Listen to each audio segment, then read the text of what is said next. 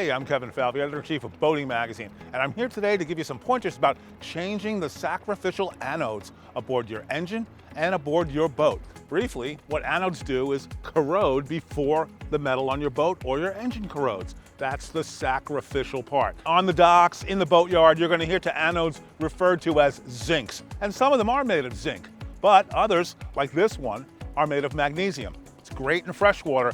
Don't use it in saltwater. Aluminum and zinc anodes are great in salt water. Make sure you get the right one for your application by checking your owner's manual or a C-Lock service manual as sold by SierraParts.com. The nice thing about parts from SierraParts.com is that they come with a lifetime warranty. Technically, you don't have to change your zincs until they've lost half their mass.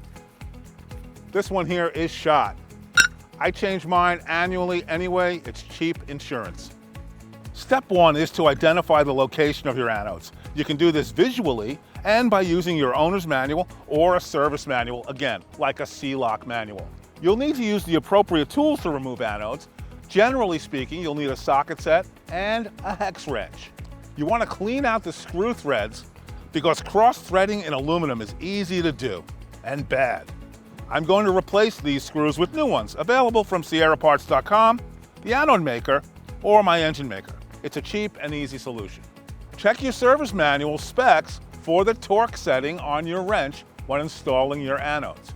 Don't forget, beyond your engine, prop shafts, rudders, trim tabs all have anodes.